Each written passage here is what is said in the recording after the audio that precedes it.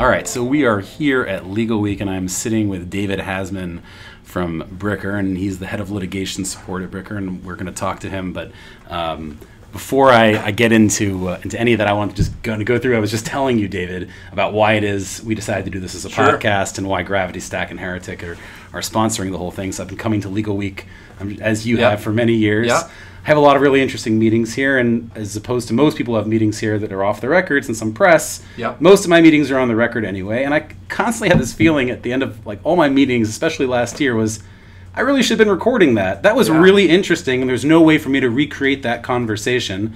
And I built an entire company on the premise of conversation and following along is like a fly on the wall, so that can be done by podcast as well. So I'm really excited to have you here. I appreciate it. I've been following your firm for a number of years. I was one of the judges at Relativity Fest a few years ago when you all won an award for one of the most amazing applications I've seen built on top of Relativity in terms of just its robustness. But I think what I want to you're telling me that what you guys built this last year is even better. So what I want to start by doing is I want you to introduce yourself, and then I really want you to forget that we've got people listening here, and as if this was any ordinary meeting that we have. And then what I'll do is I'll take one little quote that you have, pull it completely out of context, put it on various publications to threaten you and your livelihood, because that's what you came to Legal Week for. Awesome. As we all know. So tell us about yourself, and answer the question that I love to ask everyone in your field is how did you get into e-discovery? Yeah, so it's been actually a really wild road, but to start off, work for a law firm called Bricker and Eckler. We're based out of Ohio. We're only in Ohio, about 5 or 6 offices throughout it, about 160 some attorneys there or so, something like that. So we're Midwest firms, and whatnot, but we're one of the largest in Ohio. And I think probably one of the most creative in that space, in the legal tech space in Ohio, and really kind of delivering some cool stuff there. But to kind of go back to the start of it, how you asked how I got into this industry, just like us all, man. It's my parents were involved with court reporting when I grew up, so I learned how to scan documents using iPro software, and then went to Ohio State.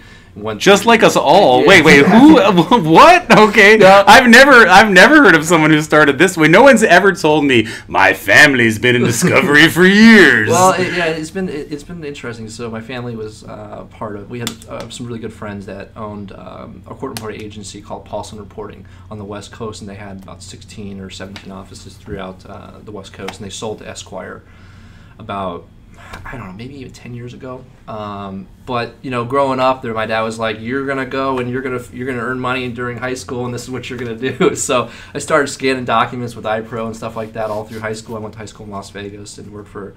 Why'd your dad do that? I mean, did he have that same experience growing up? Was that how he was educated, or did he feel like he was just afraid of you becoming entitled? And yeah, I think there was probably some of the entitlement, but also too understanding money and value of that, and working for what what it is. You just don't get handed it one day and stuff like that. So I think it's been the greatest thing ever. And if I ever, quite honestly, raised kids like that, I'd probably do the same. It's really, and I wouldn't be where I am today, to be quite honest, without that motivation and skills that I learned at such a really young age. My kid's school, I have a 10-year-old and an 8-year-old boy. I have 4 kids, but those two, I got a call from their school that they've been selling candy outside of school. Starting young. And I said, well, are they breaking any rules? They said, well, no, they're doing it outside of school. And I said, well, what's the issue? They said, well, we're kind of concerned about that. And I said, I started asking them questions, and then eventually they came back at me and they said, wait a minute.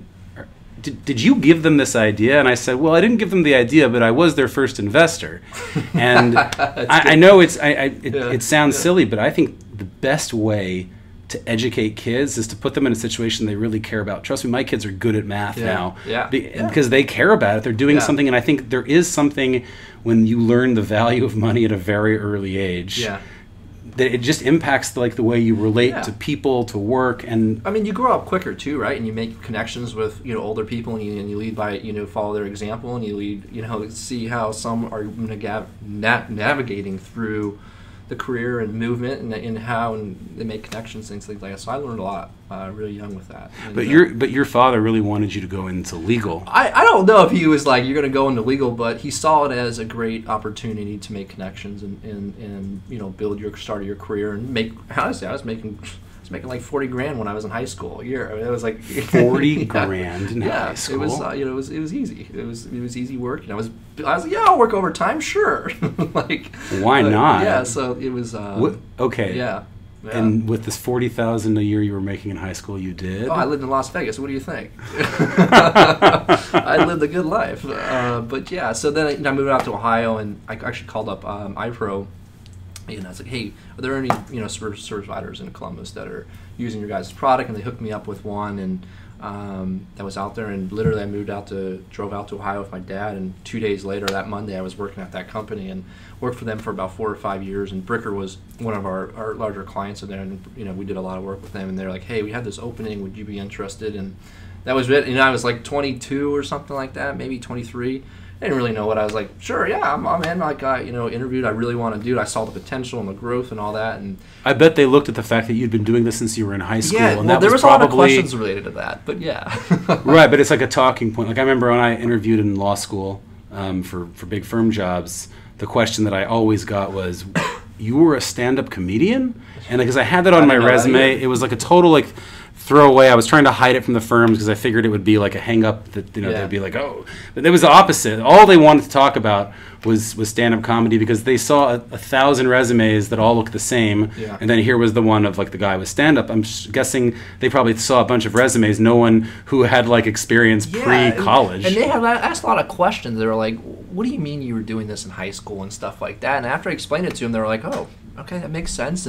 But there were some critics too. You're like, I don't blame them too. You're super young. You're gonna come into a law firm with, 160-some attorneys. You're just a young kid, and you're like, all right, well, I'm just gonna change this, and this. I mean, it was, there were some questions about that, but yeah. What pushed them over the top to make the hire?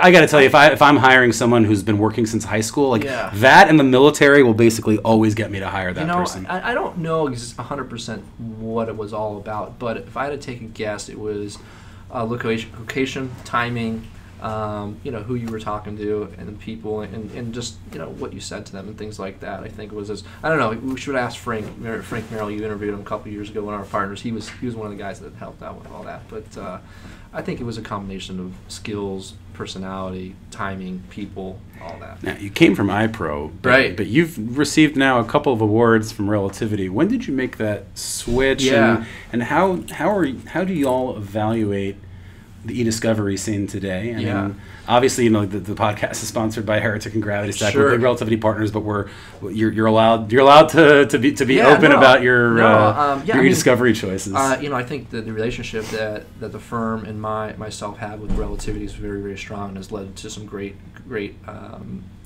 wins for us and our clients and things like that. But our relationship started with them, I think, early 2012. So I was in the firm. Yes, I joined the firm in 2011. We had summation. That was when the whole summation thing was going, left and right, and we started to evaluate our. That's a Midwest way of saying that. So nice. I mean, it was they. I don't know. They were screwing themselves, but yeah. So we went out the process to go look at different software packages, and to be quite honest with you, iPro was probably our leading one at the time, just because of the relationship I had with them. And the connections and stuff like that, but their product was so departmentalized. Like, you had to have processing on this separate engine, and you had this review platform that really wasn't a review platform yet. Did you have the ability to build on top of iPro the way you can build on top of Relativity? Not at that time, and I don't. Is there anyone today? I was asking Andrew this. He didn't really give me an answer for it, which is. Yeah. Why isn't everyone thinking in terms of an API? I don't know, and it's weird because you look at other technology sectors and their APIs are everywhere. That's it. Yeah, it's it. But this, for some reason, not large. I don't get it. I don't know. It's not only that. It's like you can go in every industry and say, why was Salesforce the great winner? Yeah. Well, Force.com. Yeah. APIs. APIs. Same thing with ServiceNow. All these companies, these SaaS platforms have robust partner programs, ecosystems. And I'm just not. I can't quite figure out why everyone isn't thinking along those lines. I think there's an interesting connection between what you just said there and Relativity and opening the APIs. Yeah, Relativity is open, and there's an open platform, and is continuing to get better on building on top of it. It's been a struggle at times, but yeah, your platform can be open, but you also need the talent to make that happen. And I think that's a really big part of it. You can have the most open APIs and you can build whatever you want, but if you don't have the talent to make the connections between that and what your end product is, you might as well have a installed on your desktop type software and not do anything with it. So I think there's a combination, if you kind of follow me, between the talent is the rare commodity that's required. Well, I mean, I think, yeah, I mean, it takes somebody that has like, oh, I saw that. Okay, we can fix that problem with this and this and this, and so it's that. I mean, and then you tell Andrew and those guys and Drew, we need this to do this. So that's how that, stuff like that. But to go back to it, I'm surprised that. I'm not that I know iPro. Can't build on top of it. I don't follow. Are you technical? Meaning, do you code? Do you read code? No. I mean, no. I mean, I know. And yet you've been in charge of a couple of really big builds. First of all, I think we should like not bury the lead here. I want to talk about the first thing that you guys built, as far as I understand it. Yeah. And then I want you to tell me about the application that you think is even somehow better than this. So, as I understand, you had a major litigation that y'all were handling where you had a strip of land that was essentially you were building a pipeline. Yeah, it was a natural gas interstate pipeline that spanned 3 states and eventually went up into Canada. Right, so 3 states goes up into Canada, and the issue you had was you were getting an eminent domain ruling.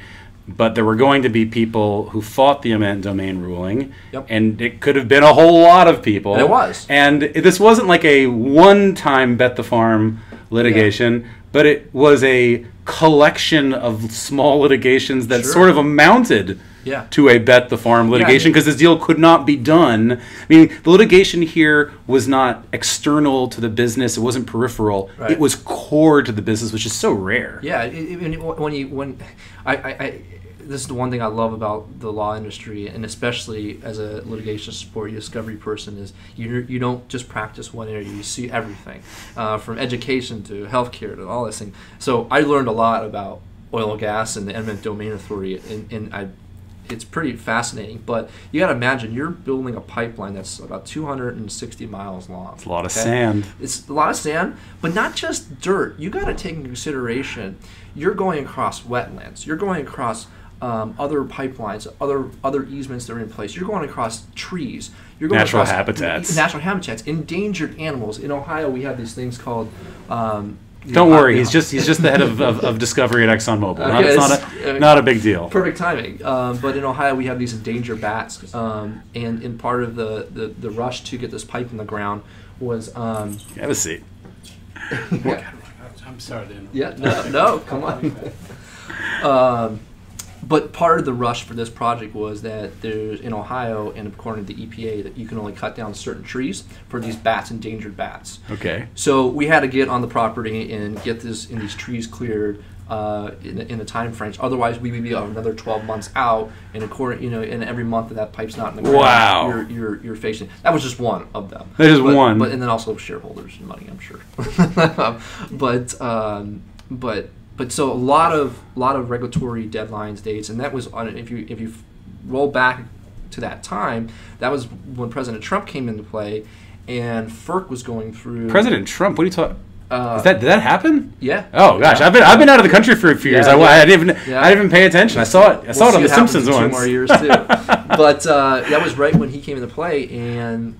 The board members of FERC at the time, where I don't know what the relationship was, but they stepped down, and so FERC didn't have a quorum to actually approve these type of projects. So that was another 8-month just delay and stuff like that. So it was one thing after another. But but we used the Relativity platform and really used it in some unique ways. We built some applications before this in Relativity, but nothing to this magnitude. Right. This was a workflow with what caught everyone's eye. I can tell you privately what was going on in the judges' conversations was you can sue each one of these people with the click of a button if you've gotten the workflow that advanced. Yeah. It wasn't easy. Don't get me wrong. There was a lot of tweaking and stuff like that. I'll tell you what I find really interesting in general about this particular technology is that so many of the software and the technologies that have been developed in the last 3 or 4 years when legal tech has had kind of a new resurgence have all kind of been built on this idea of efficiency, which is essentially you can take your job and do it faster.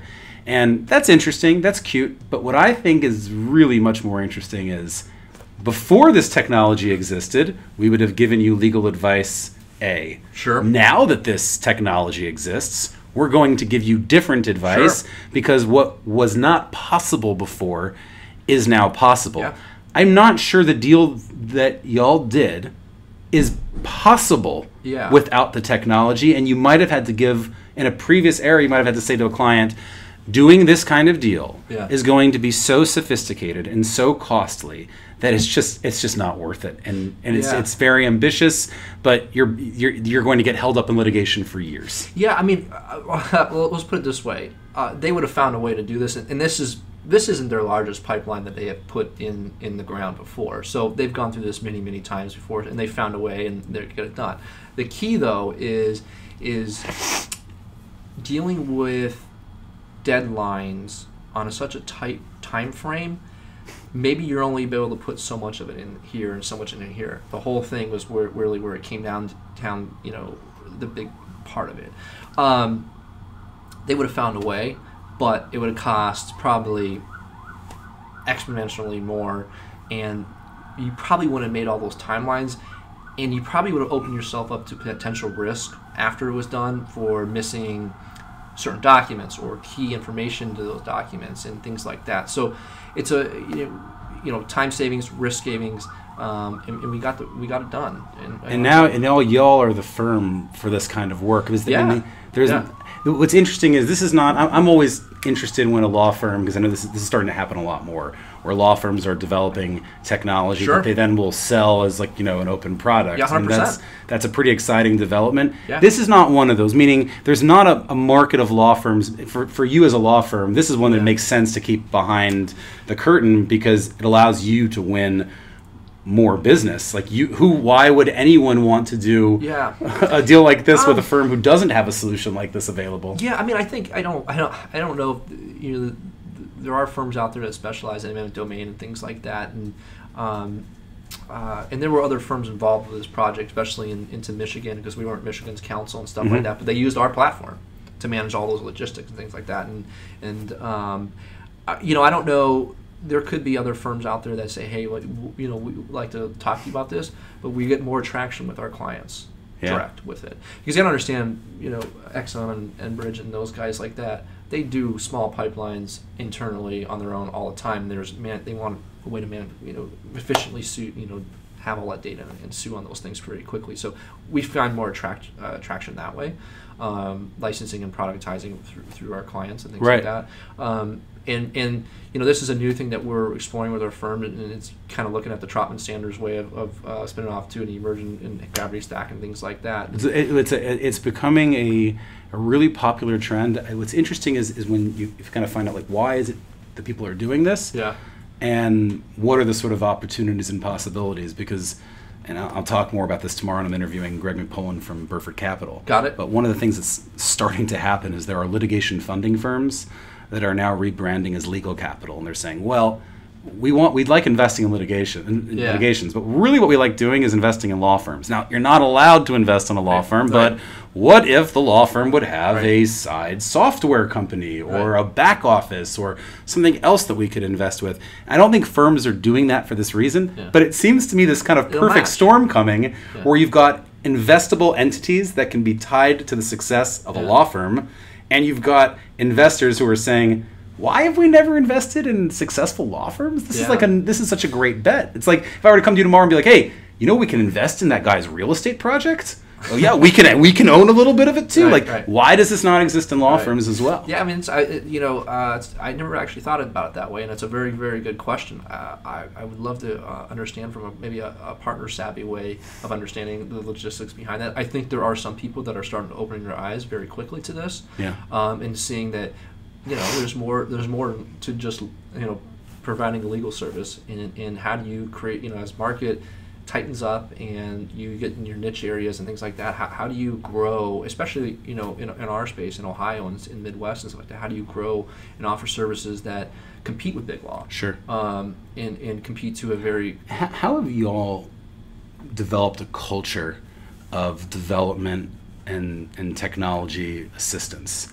Right, because that doesn't just happen. I've seen there are firms that try to give it lip service and it doesn't work. Like, you kind of either have to be in, but it's not easy necessarily to convince traditional law firms that this is the place. But you have that culture at and I would assume you're asking about internally to the firm and stuff like that. Yeah, I mean, it doesn't happen overnight. And to kind of go back to the beginning of this conversation about how I started at the firm at such a young age, and you got the young kid coming in here, but it takes building a relationship with a couple key moving partners in the firm. Sure. And not just on a personal level, but you got to show them that you're going to bring them value in efficiencies, and you actually know what the hell you're doing at the end of the day, and they use you. Say, guys, I've been doing this since I was 15 years old. Yeah, you're right. But they use you as a tool in their tool belt, just like we use our software as a tool to service that, right? And it takes a while, but fortunately for us and where we're at now, over the last couple of years of the innovation of products that we've been able to complete for our clients, we have the full support of almost all of our partners in the firm now to say, okay, Dave, what do you need to do with this thing here? We'll think outside the box. Don't go too crazy, but we have this. Right. And if you would have circled back, I would, when I first started, I'm not saying that wasn't there, but there was a lot more scrutiny to it and stuff like that. Sure. And we've built, I'm very proud to say, not just on the e-discovery side of the house, but our firm's built a very robust toolkit. That's exactly what I wanted to ask you, because your title right now is litigation support. Sure. What I've seen happen across the industry is people who were once called litigation support slowly morph into something called either practice solutions, practice innovation. You're still on the litigation side, but as I understand it, you're also beginning to look and say, how can we apply best-in-class practices from e-discovery to a lot of the other stuff we do? Because at the end of the day, a lot of legal problems are really data problems camouflaged. Yeah, that's you're 100% right. And how I think of titles and names, you can call me the janitor. I don't really care what it is. But, we're here to help and get the job done. So you can call me. If you've been working on that nickname in the firm, just call me the janitor. I come and I clean up. I wasn't going there with that one, but yeah, sure. But to answer that question, we are looking at different ways on how we can rebrand, but rebranding is just a thing in my eyes, so that there's that. But we are really looking at ways to grow our technology business, our technology tools as a business with the firm. And that's what our biggest goal is, I think, for the years to come. There's a lot of research, R&D that we're doing into that, and making sure that this is a viable solution. And for our clients, we're not big law, so we don't.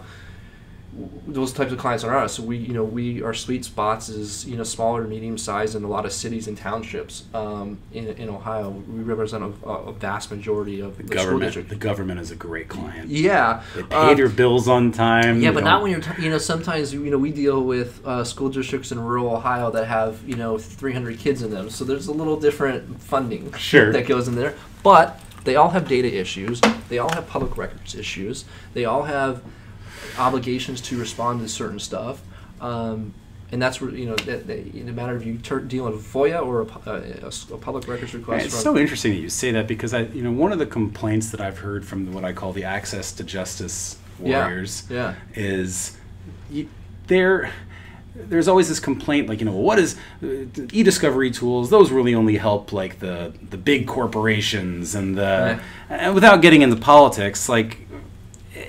It's not true. Like, governments and government entities have been greatly assisted and are able to handle things that they wouldn't once have been able to handle with these tools and with the technologies that are available. Yeah, I mean, of course. I mean, we wouldn't be able to slice and dice our data where we are today and deliver actionable, finding the truth of what's in it, unless it was for technology, and that would probably be even more risk for people if we weren't doing it that type of way. So yeah, I mean, as you think beyond litigation, I think with this we'll wrap up. But beyond, as you think beyond litigation to the world of corporate and contracts and and that data issue, how does it compare? Is it easy to just take the disciplines that you learned in e-discovery and then shift them over to the corporate world? Yeah. What's the challenge with that, or is it really a natural, seamless transition? I think when you look at data, though, it's all about a model, right? You got to do something with you have this thing, and you got to do something with it. You need this end result to figure out whatever it was. So, I think I've never worked in legal ops or in corporate, but I would assume it's a data issue, and however you want to get through that data, you use the tools that you have to do it, right? Things like that. I think. I think to kind of go back to it, I think it goes about there's a technology component, there's your buy-in component of are they going to support these types of different changes and be behind you, and then I think also there's the talent. Really, there's probably a huge part of that, for sure. I don't know if that answered that question, right? I think I went around it, but no, I think you did address it, and I think the talent issue is a big one, and I think that one of the things we're going to start seeing as firms get more and more use out of this is you're going to see a greater investment, and you're going to start seeing people who would have maybe taken a job at hot startup down the street who say, you know what, I think I'd rather have like the security of working at a law firm. And I got to tell you, some of the work that we're doing over there is pretty interesting and might be more interesting than what I was doing if I was working at the new photo sharing app. Yeah, I mean, I think you're starting to see some of the firms really putting some serious funding behind exploring different revenue streams and business models and things like that. And I think you're going to see some very succeed and some are going to fall by the wayside and maybe go to another niche area or something like that. But that's just my opinion on it. David Hasman, it has been amazing catching up with you. It's constantly awesome to follow your progress. We'd even get into app number 2, but I expect we'll be finding about app number 3 at Relativity Fest this year. As I know you guys are we will see. Working on something. We may take a year off. But really, really awesome to have a chance to catch up with you. I appreciate it. Thanks, Zach.